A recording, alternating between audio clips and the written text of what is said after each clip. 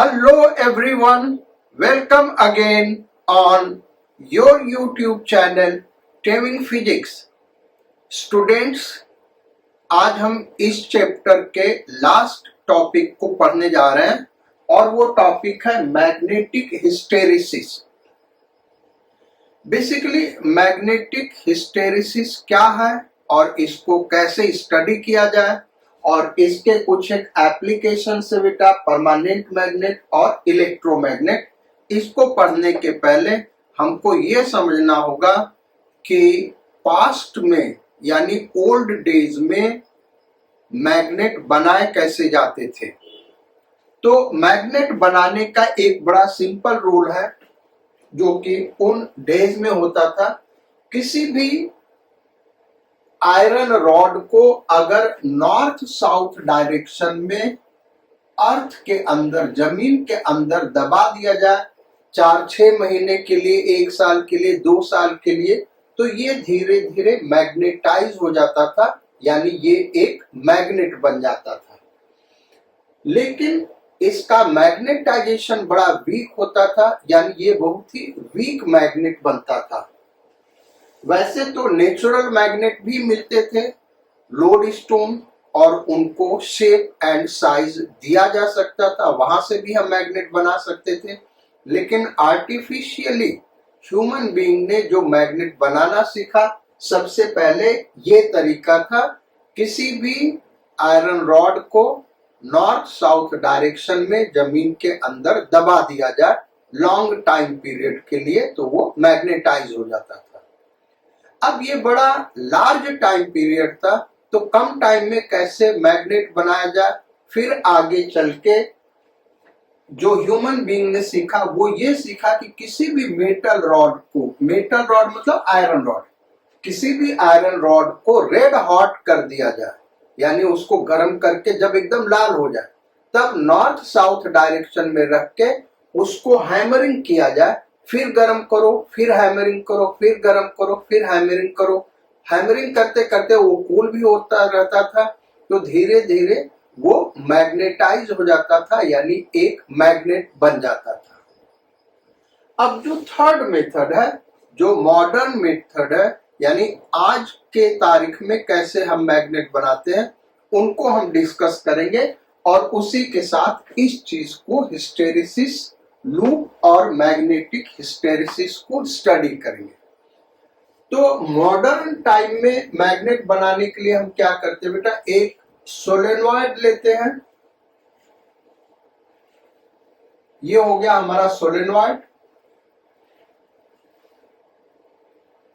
जिस भी metal rod को यानी आयरन रॉड को, फेरो मैग्नेटिक सब्सटेंस को मैग्नेटाइज करना है, उसको इसके अंदर डाल दिया जाता है। यानी इसको हम दूसरे कलर से दिखा रहे हैं। मान लो ये रॉड है और इसको मैग्नेटाइज करना, तो इस सोलेनॉइड के अंदर डाल देंगे। अब सोलेनॉइड के अंदर डाल के इसमें करंट फ्लो कराएंगे और करंट को इंक्रीज करते जाएंगे बेटा। जैसे जैसे करंट इंक्रीज करेंगे, फार्मूला हम देखें तो मैग्नेटिक इंटेंसिटी सोलेनॉइड का क्या होता है, H is equal to NI। Magnetic intensity H is equal to NI। अब इसके अंदर जो मैग्नेटिक फील्ड डेवलप होगा, B is equal to B0 plus BM, यानी मैग्नेटाइजेशन की वजह से, और B0 हो गया mu naught H plus BM क्या हो गया, म्यू नॉट I। अब इसी को फर्दर हमने ऑलरेडी डेरिवेशन करा रखा है, फर्दर हम इसको रिड्यूस कर सकते हैं। Mu naught 1 plus chi H, और H इज इक्वल टू क्या, NI, तो mu naught 1 plus chi H हो गया NI। तो जैसे जैसे हम करंट इंक्रीज करेंगे इसके अंदर मैग्नेटिक फील्ड इंक्रीज करता जाएगा।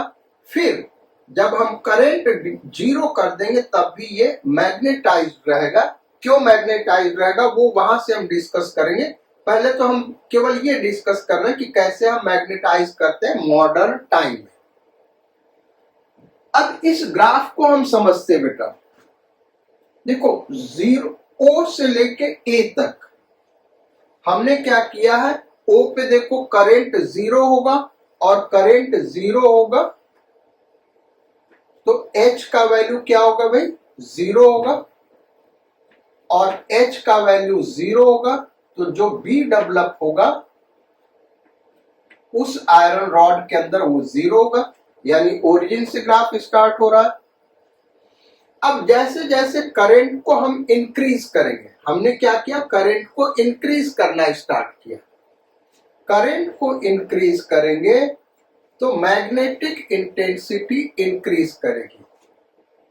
मैग्नेटिक इंटेंसिटी इंक्रीज करेगा तो इसके अंदर B का वैल्यू इंक्रीज करेगा। तो इस तरीके से B इंक्रीज करता गया, कहां से कहां तक लेके, O से लेके A तक। फर्दर अगर हम करंट इंक्रीज करते बेटा तो H इंक्रीज करेगा, लेकिन उसके अंदर मैग्नेटाइजेशन इंक्रीज नहीं करेगा। यानी जब सारे जो डोमेन्स हैं वो इस H के डायरेक्शन में अलाइन हो जाएंगे, उसके बाद मैग्नेटाइजेशन इंक्रीज नहीं करेगा। यानी मैक्सिमम मैग्नेटाइजेशन ये यहां तक हो गया। जब हम मैग्नेट करंट को डिक्रीज करना स्टार्ट करेंगे, ये फार्मूला हम हटा देते, यहीं से वो चीज हम समझा रहे हैं। अब सेकेंड स्टेप में हम क्या कर रहे हैं, करंट को डिक्रीज कर रहे हैं भाई। करंट को डिक्रीज करेंगे तो H का वैल्यू डिक्रीज करेगा और H का वैल्यू डिक्रीज करेगा तो B डिक्रीज करेगा। प्रैक्टिकली ये देखा गया, जब हम करंट जीरो कर देते हैं तो H का वैल्यू जीरो हो जाएगा, लेकिन वहां पे B जीरो नहीं होगा क्योंकि जो आयरन रॉड है वो मैग्नेटाइज हो चुका है। और इस चीज को आप R से देख सकते हैं। पॉइंट R पे अगर हम देखें तो करंट जीरो, H जीरो, लेकिन B क्या है, नॉन जीरो। B किसके बराबर है, OR के बराबर है। B का वैल्यू क्या है भाई, OR। अब फर्दर अगर हम करंट को रिवर्स कर दें, यानी अपोजिट डायरेक्शन में फ्लो करा दें। यहां पे ध्यान रखो भाई, करंट को अब हम क्या कर रहे हैं, अपोजिट डायरेक्शन में फ्लो करा रहे हैं। R के बाद, R से लेके C तक हमको देखना है।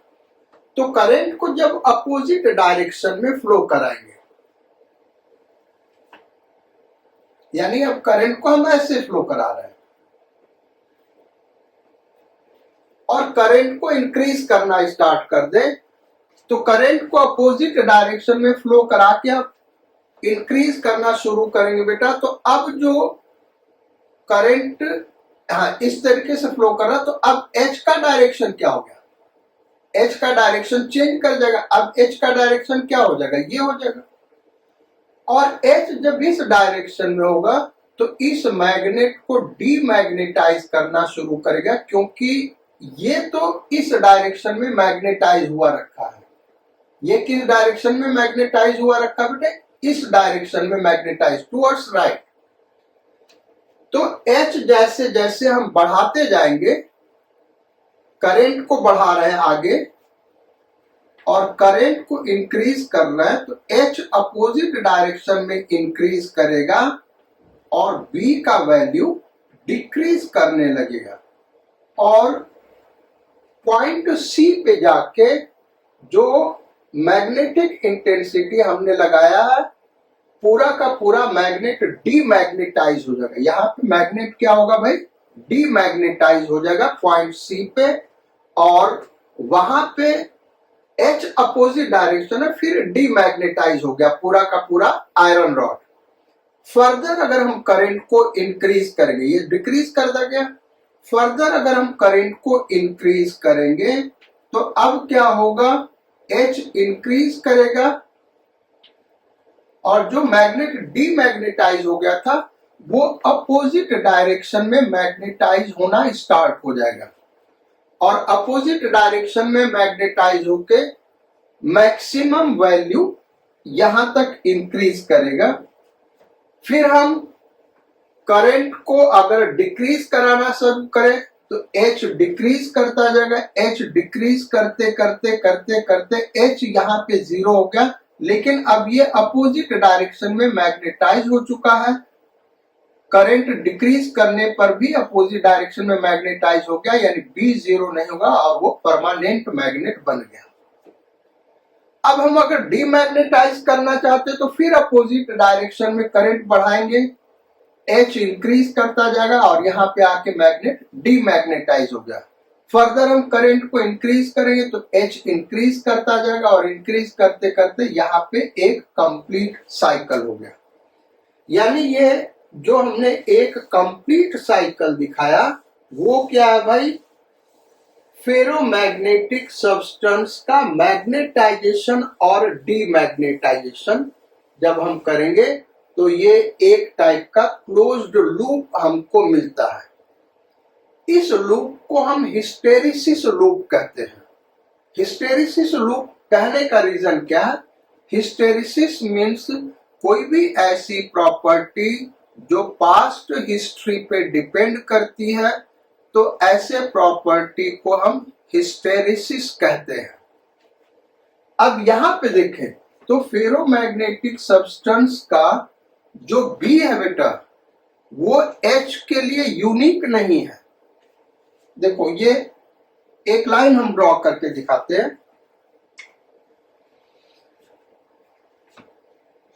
यहां पे देखो तो इस H के वैल्यू के लिए फेरोमैग्नेटिक सब्सटेंस के अंदर यहाँ B 0, यहाँ B का वैल्यू ये है और यहाँ B का वैल्यू ये है। यहाँ पे अगर हम देखें तो इस H के वैल्यू के लिए B का 2 वैल्यू मिल रहा है।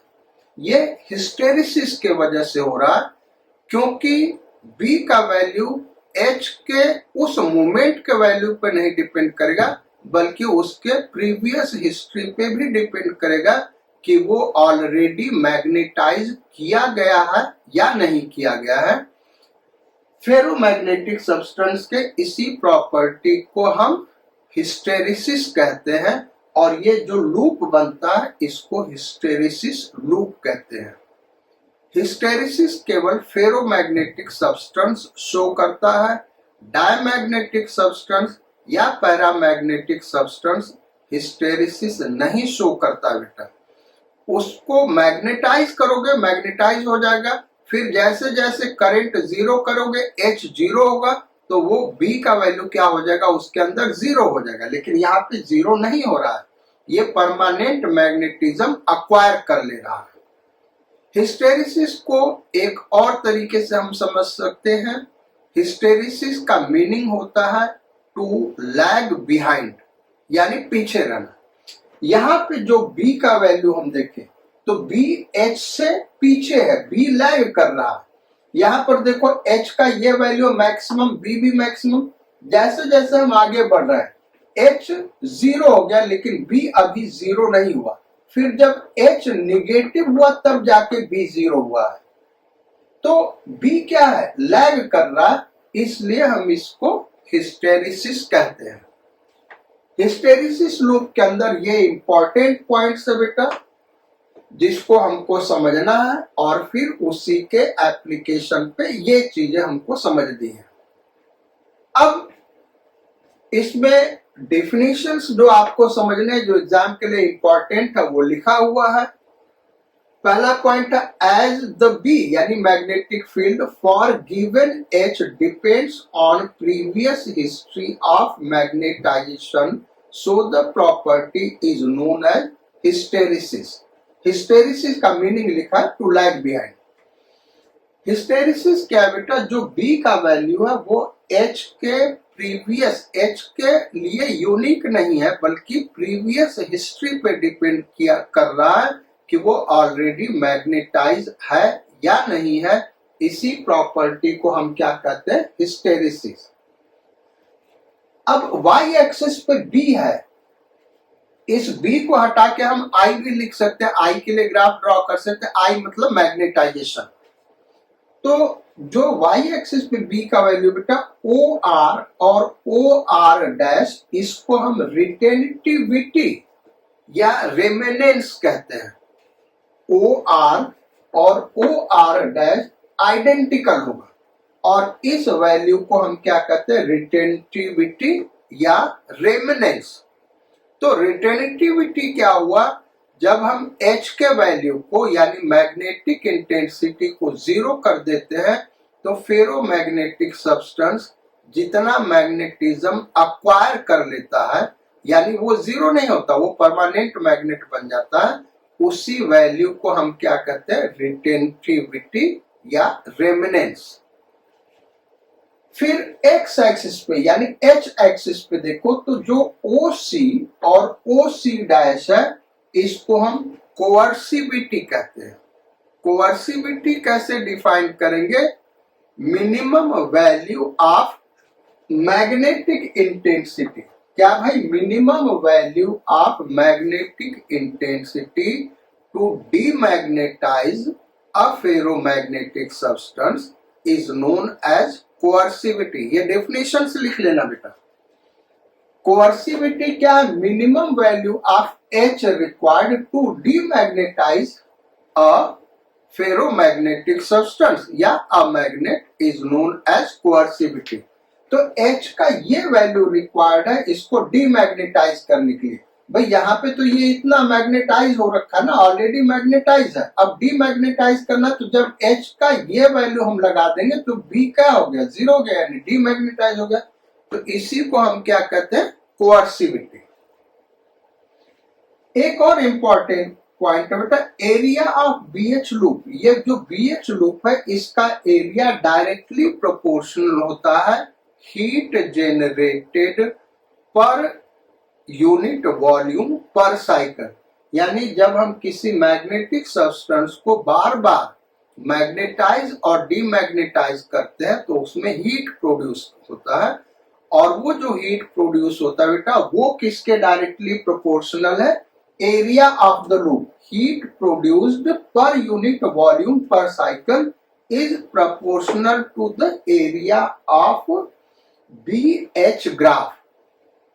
डायरेक्टली प्रोपोर्शनल होता है बेटा। बहुत सारे बुक में इक्वल टू लिखा हुआ, वो इक्वल टू नहीं होगा। एक और इंपॉर्टेंट चीज हम डिस्कस करना चाहेंगे, ये जो ग्राफ हमने ड्रॉ किया ये एनसीईआरटी के हिसाब से, यहाँ पे H यहाँ पे B। आप HC वर्मा देखेंगे तो यहाँ पे H है और यहाँ पे I, यानी इंटेंसिटी ऑफ मैग्नेटाइजेशन। वो ग्राफ ज्यादा करेक्ट है बेटा, क्योंकि वो दिखाता है कि कितना मैग्नेटाइज हुआ। ये तो दिखा रहा है कि उसके अंदर B कितना है, और वो B H के वजह से भी होगा और खुद का भी होगा। तो B, H और I का ग्राफ ज्यादा करेक्ट है, चूंकि आपको बोर्ड का भी एग्जाम देना है और एनसीईआरटी के अकॉर्डिंग बोर्ड में टीचर्स करेक्ट मानेंगे, इसलिए हमने ये ग्राफ ड्रॉ किया है। अब आते हैं परमानेंट मैग्नेट। परमानेंट मैग्नेट किस सब्सटेंस से बनाना चाहिए, उसकी प्रॉपर्टी क्या होनी चाहिए, तो the substance should be such that its coercivity and retentivity should be high. यानी परमानेंट मैग्नेट बनाने के लिए बेटा जो मैग्नेटिक सब्सटेंस हम चूज करेंगे उसका कोअर्सिविटी और रिटेंटिविटी दोनों क्या होना चाहिए भाई, हाई होना चाहिए। इट इज यूज्ड, कहां पे यूज करते हैं परमानेंट मैग्नेट को, it is used in motor, generator, computer, television, audio system etcetera. ये इंपॉर्टेंट पॉइंट्स है मेडिकल के लिए, इसलिए उन स्टूडेंट्स को जानना चाहिए। बोर्ड के लिए तो इंपॉर्टेंट है ही है। इलेक्ट्रोमैग्नेट्स यानी जो मैग्नेट इलेक्ट्रिसिटी से बनाए जाते हैं वो परमानेंट मैग्नेट नहीं होता है। करंट फ्लो करेगा, एक सोलेनॉइड ले लिया, उसके अंदर मेटल रॉड डाल दिया, सोलेनॉइड में करंट फ्लो कराएंगे तो जो मेटल रॉड है यानी सॉफ्ट आयरन रॉड हम लेते हैं, तो सॉफ्ट आयरन रॉड मैग्नेटाइज हो जाता है, और जब करंट जीरो कर देंगे तो डीमैग्नेटाइज हो जाता है। इसी को हम क्या कहते हैं, इलेक्ट्रोमैग्नेट। तो इलेक्ट्रोमैग्नेट के लिए सब्सटेंस कैसा होना चाहिए? The substance should be such that its coercivity, retentivity and area of hysteresis loop should be small and resistivity should be high. अब इसको हम समझाते बेटा। इलेक्ट्रोमैग्नेट के लिए उसका कोएर्सिविटी, रिटेंटिविटी दोनों लो होना चाहिए, ताकि जब हम करंट को जीरो करें तो क्या हो जाए भाई, वो उसका मैग्नेटाइजेशन जीरो हो जाए। Area of hysteresis loop should be small, area of hysteresis loop small होगा तो जो हीट प्रोड्यूस होगा पर यूनिट वॉल्यूम पर साइकिल वो भी स्मॉल होगा। Resistivity should be high, resistivity high होगा तो आगे हम पढ़ेंगे एडीज करंट बेटा, एडीज करंट ही हीट प्रोड्यूस करते हैं। रेजिस्टिविटी हाई होगा तो एडी करंट कम होगा, और एडी करंट कम होगा तो heat produced I square R से आप जाते हैं, आर यहाँ पे रेजिस्टेंस है तो करंट कम होगा तो हीट प्रोड्यूस कम होगा, तो रेजिस्टिविटी लो होना चाहिए। परमिएबिलिटी हाई होना चाहिए बेटा, परमिएबिलिटी क्या होना चाहिए, हाई होना चाहिए, क्योंकि आप ऐसे देखें तो हम डायमैग्नेटिक सब्सटेंस और पैरामैग्नेटिक सब्सटेंस ले लें तो उनका कोएर्सिविटी, रिटेंटिविटी करीब करीब जीरो है, आइडियल कंडीशन है, लेकिन उसका परमिएबिलिटी अगर हम देखें तो डायमैग्नेटिक सब्सटेंस का 1 से लेस है और पैरामैग्नेटिक सब्सटेंस का 1 से स्लाइटली ज्यादा, तो वो उतना स्ट्रॉन्ग इलेक्ट्रोमैग्नेट बनेगा ही नहीं। इसीलिए हम फेरोमैग्नेटिक सब्सटेंस लेते हैं, क्योंकि फेरोमैग्नेटिक सब्सटेंस का रिलेटिव परमिएबिलिटी 1000 के ऑर्डर का होता है, 10 to the power 3 के ऑर्डर का होता है। कोई आपसे पूछ सकता है कि भाई जब ये दोनों लो ही रखना तो हम क्या करें इलेक्ट्रोमैग्नेट बनाने के लिए, फिर हम डायमैग्नेटिक सब्सटेंस और पैरामैग्नेटिक सब्सटेंस क्यों नहीं ले सकते? तो रीजन उसका यही है कि इसका परमिएबिलिटी हाई होना चाहिए, तो ये चीज आप इसमें अलग से नोट कर लेना। अब इलेक्ट्रोमैग्नेट का यूज कहाँ पे है? इलेक्ट्रिक बेल आपने देखा होगा, वहां पे यूज होता है। ट्रांसफार्मर का जो कोर होता है बेटा, ट्रांसफार्मर आगे पढ़ोगे, वहां पे भी यूज होता है इलेक्ट्रोमैग्नेट। स्पीकर के अंदर इलेक्ट्रोमैग्नेट, टेलीविजन, टेलीविजन ये कुछ गड़बड़ लिख दिया, टेलीविजन बेटा, टेलीफोन, टेलीफोन, टेलीफोन का जो डायफ्राम होता है, टेलीफोन का डायफ्राम, उसमें भी इलेक्ट्रोमैग्नेट यूज होता है। वेट लिफ्ट करने के लिए क्रेन से जब हम वेट लिफ्ट करते हैं तो एक तो हो सकता है मैनुअल, यानी उस सामान को मैनुअली क्रेन से बांधा जाए, दूसरा इलेक्ट्रोमैग्नेट से हम कर सकते हैं बेटा। अगर वो आयरन रॉड वगैरह यानी आयरन से बना हुआ सामान है तो उसको हम इलेक्ट्रोमैग्नेट से डायरेक्ट उठा सकते हैं, उसमें टाइम नहीं लगेगा, हमको मैनुअल लेबर की जरूरत नहीं होगी सामान बांधने की, उस रॉड को या ब्लॉक को बांधने का, डायरेक्ट इलेक्ट्रोमैग्नेट से उठा सकते हैं। या फिर जो भी सब्सटेंस है उसको किसी कंटेनर में रखा है जो लोहे का बना है, और डायरेक्ट कंटेनर चूंकि लोहे का बना हुआ तो इलेक्ट्रोमैग्नेट से उस कंटेनर को उठा सकते हैं। तो इलेक्ट्रोमैग्नेट का क्रेन में यूज किया जाता है, शिप यार्ड वगैरह बेटा, शिप से डायरेक्ट लोड कर देते हैं ट्रेन के बोगी के ऊपर या ट्रेन के बोगी से शिप के ऊपर, लोडिंग अनलोडिंग यहां से किया जा सकता है। तो ये हमारा इलेक्ट्रोमैग्नेट का यूज है। ये हमारा चैप्टर आज फिनिश हो गया बेटा। एक और चीज, परमानेंट मैग्नेट के लिए हम क्या यूज करते हैं भाई, हार्ड स्टील। परमानेंट मैग्नेट के लिए हार्ड स्टील यूज करते बेटा, जबकि इलेक्ट्रोमैग्नेट के लिए सॉफ्ट आयरन यूज करते। इसका रीजन क्या है? तो इलेक्ट्रोमैग्नेट के लिए सॉफ्ट आयरन यूज करते बेटा, क्योंकि इसका परमिबिलिटी हाई है, परमिबिलिटी इसका भी हाई है। यहां पे जो रिटेंटिविटी है इलेक्ट्रोमैग्नेट का यानी सॉफ्ट आयरन का, वो हार्ड स्टील से हाई होता है, लेकिन कोअर्सिविटी इसका लो होता है, कोअर्सिविटी इसका ज्यादा होता है। अब अगर हम ग्राफ आपको दिखाएं, यहां पे H और यहां पे B या I के लिए भी ड्रॉ कर सकते हैं, तो दो ग्राफ हम ड्रॉ कर रहे हैं बेटा, और यहां से हम समझाते हैं आपको। ये तो हमारा हार्ड स्टील के लिए हो गया ग्राफ, और सॉफ्ट आयरन का ग्राफ दिखा रही है, कुछ इस टाइप का होगा।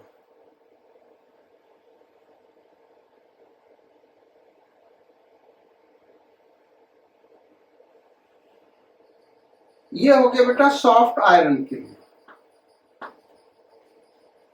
और ये ग्राफ हो गया हार्ड स्टील के लिए। अब यहां पे हमको रिटेंटिविटी कोअर्सिविटी दोनों हाई चाहिए। इस दोनों में से अगर हमको चूज करना हो, तो एक तरफ लग रहा है यार इसका रिटेंटिविटी हाई है तो इसको यूज करें, क्योंकि मैग्नेटाइज ज्यादा हो जाएगा।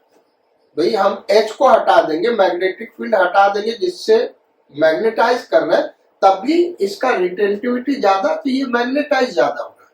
दिक्कत इसमें यह है कि हमको बनाना है परमानेंट मैग्नेट, ये बड़ा इंपॉर्टेंट है, यानी वो डीमैग्नेटाइज नहीं होना चाहिए। इसका सॉफ्ट आयरन का रिटेंटिविटी बहुत लो है, और इस लो रिटेंटिविटी की वजह से क्या होता है बेटा, अर्थ के ऊपर जो स्ट्रे मैग्नेटिक फील्ड है, यानी मैग्नेटिक फील्ड है यहाँ पे, उसके अलावा घरों में करंट फ्लो करता है, फैक्ट्री में करंट फ्लो करता है, वहां से भी मैग्नेटिक फील्ड क्रिएट होता है, या आसपास कोई और मैग्नेट रखा है वहां से भी मैग्नेटिक फील्ड क्रिएट होता है।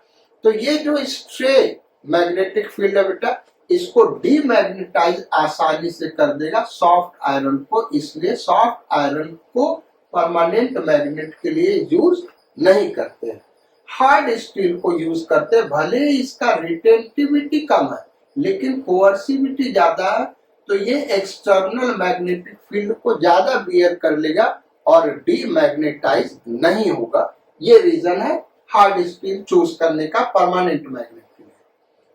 सॉफ्ट आयरन को हम इलेक्ट्रोमैग्नेट के लिए क्यों चूज करते बेटा, सबसे बड़ा रीजन है इसका जो एरिया है ये स्मॉल होता है हार्ड स्टील से।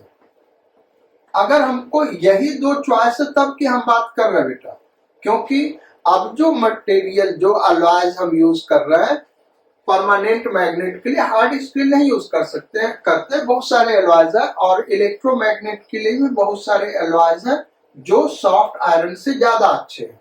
इस दोनों में से हमको क्या बनाना चाहिए, किससे हमको परमानेंट मैग्नेट बनाना चाहिए, किससे इलेक्ट्रोमैग्नेट, ये हम केवल बात कर रहे हैं। तो परमानेंट मैग्नेट इस दोनों चॉइस में से हम हार्ड स्टील से बनाएंगे क्योंकि इसका कोअर्सिविटी ज्यादा है। इलेक्ट्रोमैग्नेट हम सॉफ्ट आयरन से बनाएंगे क्योंकि इसका एरिया कम है बेटा, एरिया कम है और कोअर्सिविटी भी कम है, तो उस वजह से इसमें हीट कम प्रोड्यूस होगा। क्योंकि यहाँ इन सब चीजों में खासकर ट्रांसफार्मर में तो बहुत ज्यादा हीट प्रोड्यूस होता है बेटा, और हीट इतना ज्यादा प्रोड्यूस होता है कि कभी कभी उसमें आग भी लग जाता है। तो उस हीट को बाहर रेडिएट करने के लिए उसमें ऑयल डाला जाता है, और उसका जो स्ट्रक्चर ट्रांसफार्मर का होता है वो भी कुछ इस तरीके से बना जाता है कि मैक्सिमम हीट रेडिएट हो जाए। तो आज का हम लोग का ये टॉपिक खत्म होता है बेटा। नेक्स्ट क्लास में जब हम मिलेंगे तो नेक्स्ट चैप्टर स्टार्ट करेंगे EMI यानी इलेक्ट्रोमैग्नेटिक इंडक्शन। बहुत ही इंपॉर्टेंट चैप्टर और बहुत ही इंटरेस्टिंग चैप्टर बेटा। और वो चैप्टर जो इलेक्ट्रोमैग्नेटिक इंडक्शन है वहां से आप ये सीखेंगे कि मैग्नेटिक फील्ड से हम करंट कैसे पैदा कर सकते हैं। अभी तक हम लोगों ने ये पढ़ा कि करंट से मैग्नेटिक फील्ड कैसे प्रोड्यूस किया जाता है, लेकिन उस चैप्टर में हम क्या पढ़ेंगे भाई कि मैग्नेटिक फील्ड से करंट कैसे प्रोड्यूस होता है, और मॉडर्न टाइम में जो भी अल्टरनेटिंग करंट फ्लो हो रहा है, घरों में जा रहा बेटा, फैक्ट्रीज में जा रहा है, ये सारा का सारा इलेक्ट्रोमैग्नेटिक इंडक्शन से होता है, जो hydro power station, thermal power station और न्यूक्लियर पावर स्टेशन से प्रोड्यूस किए जाते हैं। So thank you for your kind attention. Sayonara, Godspeed and bon voyage.